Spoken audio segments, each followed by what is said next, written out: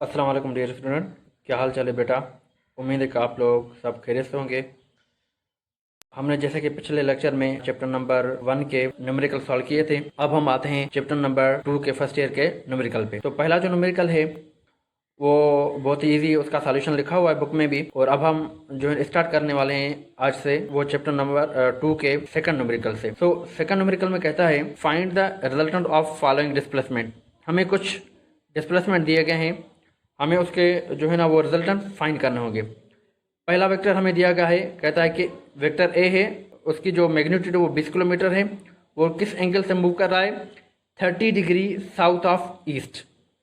और उसके बाद जो बी वेक्टर है उसका मैग्नीट्यूड है 50 किलोमीटर और वो ड्यू टू वेस्ट, वो वेस्ट की तरफ मूव कर रहा है।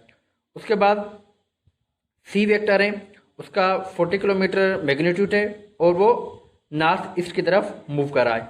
और जो हमारा चौथा वेक्टर है वो है वेक्टर डी, और 30 किलोमीटर 60 एंगल के साथ साउथ ऑफ वेस्ट मूव कर रहा है। अब मैंने कुछ डायग्राम बना है, आप इसको थोड़ा सा समझ लीजिएगा कि यहाँ देखें हमें वेक्टर ए दिया गया है। वेक्टर ए जो है उसका ये फॉर एग्जाम्पल ये ओरिजिन है। हमने कोऑर्डिनेट सिस्टम बनाया हुआ है, कोऑर्डिनेट सिस्टम के बेसिस पे हम इस वेक्टर्स को थोड़ा सा समझने की कोशिश करते हैं। पहले वेक्टर हमें जो दिया गया था वो दिया गया है vector A south of east की तरफ 30 डिग्री पे मूव कर रहा है। अब उसके बाद जो सेकंड हमारे पास वेक्टर दिया गया है बी, वो वेस्ट की तरफ मूव कर रहा है। अगर देखें बेटा कि यहाँ अगर वेस्ट की तरफ मूव कर रहा है तो इसकी एंगल क्या बनेगी? ये सीधा सीधा मूव कर रहा है तो इसकी एंगल क्या बनेगी? इसकी एंगल बनेगी 180 डिग्री। ठीक है। अब उसके बाद जो सी वेक्टर है वो सी वेक्टर मूव कर रहा है आपका नॉर्थ ऑफ ईस्ट। ठीक है। वो अगर हमें एंगल नहीं दी गई किसी भी तरफ की या किसी भी डायरेक्शन की तो ये अंडरस्टैंड होगा कि वो हमें 45 लिखनी होती है।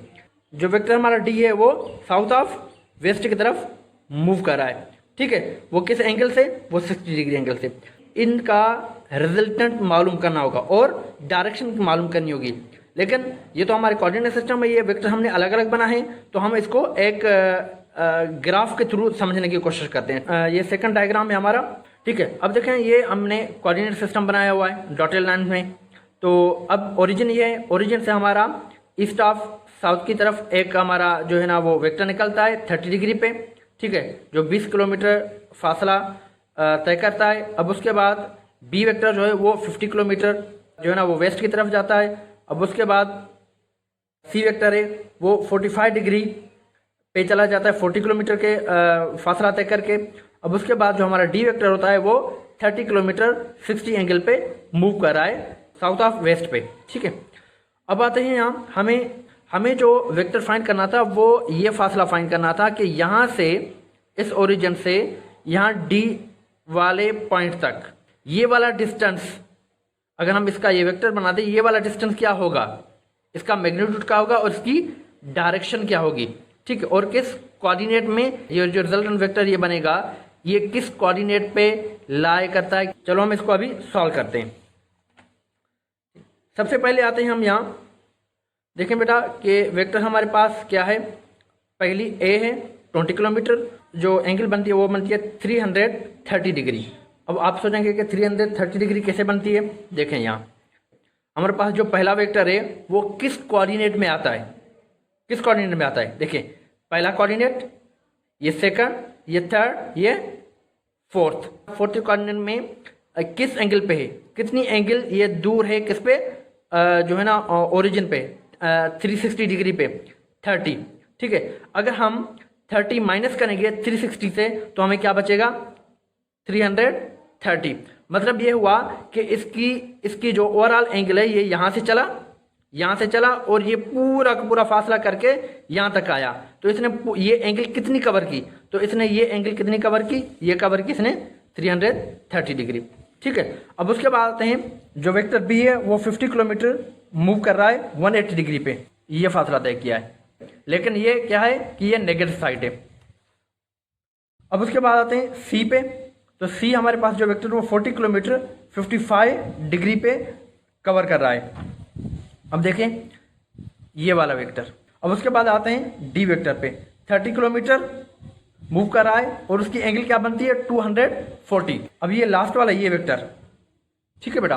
अभी ये वेक्टर इसने अगर इसकी कोऑर्डिनेट सिस्टम की बात कर लें तो ये किस कोऑर्डिनेट में आता है, ये थर्ड कोऑर्डिनेट में आता है। मतलब कि इसने इस फर्स्ट कोऑर्डिनेट से फासला तय करके यहाँ तक थर्ड तक आ गया, लेकिन इसने 60 किलोमीटर जो है ना 60 डिग्री एंगल पे मूव किया हुआ है। मतलब कि अगर हम यहाँ तक क्या हो जाएगा, यहाँ से यहाँ तक होती है 180 और 60 इसमें ऐड कर दो तो कितनी हो जाएगी, ये हो जाएगी 240 डिग्री, ये 240 डिग्री।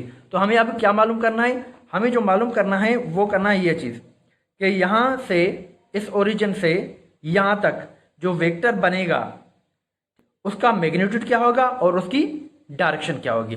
ठीक है बेटा। तो सबसे पहले क्या करना है हमें, calculate the resultant of x component. जो भी हमारे यहाँ एक्स कंपोनेंट हैं पहले हमें उसका रिजल्टेंट फाइंड करना होगा। देखें जैसा कि वेक्टर ए है, ये भी लाई करता है, वेक्टर सी है, वेक्टर डी है, ठीक है, और वेक्टर बी भी है। मतलब ये सारे कंपोनेंट हमारे एक्स एक्सेस पे लाई करते हैं। अब उसके बाद अब हम रिजल्टेंट फाइंड करना है किसका, एक्स कंपोनेंट का, ए एक्स, बी एक्स, सी एक्स और डी एक्स वाले। तो एक्स एक्सेस में हम क्या यूज़ करते हैं, ट्रिग्नोमेट्रिक फंक्शन कॉस थीटा। तो A cos theta 1, B cos theta 2, C cos theta 3, D cos theta 4। ठीक है, हम उसकी एंगल भी रख लेंगे। तो ए का हमारा मैग्नीट्यूड क्या है 20 और कास हमने सेम रख दिया, उसकी एंगल रख दी 330 और इसी तरीके से हमने सारों की वेक्टर्स की जो है ना वो एंगल रख दिया। अब इसको आप सॉल्व करेंगे तो 20 सेम रखा, कॉस 330 का जो वैल्यू आता है वो आता है 0.86 और 50 सेम रख दिया, कॉस 180 का जो वैल्यू होता है वो है -1, 40 सेम रख दिया, कॉस 45 का वैल्यू होता है 707, 30 सेम रख दिया और उसके बाद कॉस 240 का जो वैल्यू होता है वो है 0.5। अगर आप इस सभी को जो है ना वो सॉल्व करेंगे तो आपका जो वैल्यू आता है वो आता है -19.4 किलोमीटर। ठीक है बेटा। अब उसके बाद ये हमें मिल गया सिर्फ एक्स कंपोनेंट का रिजल्टेंट। अब उसके बाद हमें वाई कंपोनेंट का भी रिजल्ट फाइंड करना होगा। तो यहाँ आते हम वाई कंपोनेंट का रिजल्ट फाइंड करने के लिए, calculate the result of Y components. Y component को फाइंड करने के लिए हम ट्रिग्नोमेट्रिक फंक्शन में साइन यूज करते हैं, A sine theta 1, B sine theta 2, C sine theta 3, D sine theta 4। इसलिए हमने सारों की ये वैल्यू रख दी। यहाँ साइन 330 का जो वैल्यू होता है वो है -0.5, यहाँ 50 रख दिया और साइन 180। अगर साइन 180 की आप बात करेंगे तो अगर यहाँ देखा जाए तो ये जो हमारे पास जो बी वेक्टर है वो क्या वाई एक्सिस में मूव कर रहा है, यहाँ नहीं, क्योंकि इसकी वाई एक्सिस क्या होगी 0 होगी। ये एक्स एक्सिस में मूव कर रहा है वेस्ट की तरफ, ना कि वो नॉर्थ की तरफ या साउथ की तरफ। अगर ये नॉर्थ या साउथ की तरफ मूव करता तो हम इसका वैल्यू लिख लेते, लेकिन ये वाई कंपोनेंट में मूव नहीं कर रहा, इसलिए हम क्या करेंगे, इसकी एंगल क्या हो जाएगी वाई एक्सिस में 0। ठीक है, तो इसीलिए हमने यहाँ इसकी एंगल जो है ना इसकी जगह हमने क्या लिख दिया 0 और 40 डिग्री। उसके बाद 40 हमने सेम रख दिया और साइन 45 का वैल्यू होता है 707 और साइन 240 का वैल्यू होता है -0.866। ठीक है, जब आप इसको सॉल्व करेंगे तो आपका वैल्यू आ जाएगा -7.7 किलोमीटर। अब ये आ गया आपका रिजल्टेंट वाई कंपोनेंट्स का। अब हमें फाइंड करना होगा मैग्नीट्यूड। अब the magnitude of resultant is, अब हमें रिजल्टेंट जब फाइंड करना होता है मैग्नीट्यूड ऑफ रिजल्टेंट तो उसका फार्मूला होता है R = √RX² + RY²। ठीक है, जैसे हमने पहले RX का वैल्यू फाइंड किया, RY का भी वैल्यू फाइंड किया, ये दोनों ही वैल्यू हमने यहाँ पुट कर दिए। अब इसको आप सॉल्व करेंगे तो आपका जो वैल्यू आ जाएगा वो आ जाएगा 435.65। सॉल्व करेंगे एनालिटिकल से तो ये आ जाएगा आपका 20.86 किलोमीटर। तो इसका मतलब ये हुआ कि हमारे पास ये जो डिस्टेंस है यहाँ से यहाँ तक, यहाँ से यहाँ तक ये जो डिस्टेंस है ये कितना है, ये हमारे पास 20.86 किलोमीटर है। क्या है, कितना है हमारे 20.86 किलोमीटर। ठीक है, ये हमारा डिस्टेंस आ गया। अब उसके बाद आते हैं द डायरेक्शन ऑफ रिजल्टेंट। अब इसकी डायरेक्शन भी फाइंड करनी होगी कि ये कहाँ इसकी डायरेक्शन बनती है। Tangent theta R Y divide by R X, ये आपका फार्मूला है। ठीक है, हमें क्या है, हमें एंगल फाइंड करनी है, तो टेंजेंट यहाँ इन्वर्स हो जाएगा R Y divide by R X. ठीक है, तो हमने यहाँ आर वाई और आर एक्स का यहाँ वैल्यू रख दिया। अब उसके बाद इसको हम सॉल्व करेंगे तो आपका वैल्यू आ जाएगा 0.3969। ठीक है, अब इसको टेंजेंट इन्वर्स करेंगे, वैल्यू आ जाएगा 21.6। मतलब ये हुआ कि ये जो वेक्टर यहाँ से जो एंगल बनाएगा, ये कितने बनाएगा, ये एंगल बन जाएगी आपकी 21.6 एंगल। ठीक है बेटा, हमारे पास ये जो वेक्टर बनता है, ये जो वेक्टर बन गया, ठीक है, इसकी डायरेक्शन भी पता चल गई हमें। तो हम देखेंगे कि ये जो वेक्टर बनता है वो किस कोऑर्डिनेट में बनता है, और उसके बाद इसका एक्स का कंपोनेंट और वाई का कंपोनेंट ये पॉजिटिव है कि नेगेटिव है, और इसके ये टोटल एंगल कितनी कवर कर रहा है। अब इसको देखते हैं। अब देखा जाए बेटा तो ये जो कंपोनेंट आता है हमारा, ये आता है थर्ड कोऑर्डिनेट पे। थर्ड कोऑर्डिनेट में क्या होता है, हमारे पास एक्स भी नेगेटिव होती है और वाई भी नेगेटिव होती है। आपको इस तरीके से समझा देता हूं मैं, मतलब कि ये यहां आता है, ये रिजल्टेंट यहां बन गया। ठीक है, तो अब क्या होता है कि यहां -x हो जाएगा और ये -y हो जाएगा। मतलब ये जो हमारा वेक्टर बन गया, इसमें x भी हमारे पास नेगेटिव है और y भी नेगेटिव है। अब उसके बाद आते हैं यहाँ, ये जो एंगल बनाता है, ये एंगल कितनी बनाता है, ये एंगल बनाता है आपकी 21.6।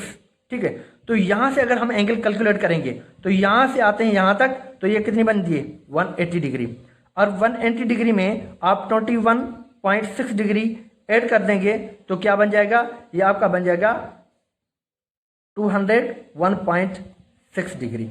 तो मतलब ये हुआ कि ये जो हमारे पास जो रिजल्टेंट वेक्टर है, ठीक है, ये एक तो थर्ड कोऑर्डिनेट पे लाई करता है और कितनी एंगल कवर कर रहा है, इसकी एंगल बनती है 201.6। आई होप कि आप लोगों को ये क्वेश्चन समझ में आया होगा बेटा। अगर आपको ये लेक्चर पसंद आ गया है तो आप लाइक करें, शेयर करें और सब्सक्राइब भी करें। Thanks a lot.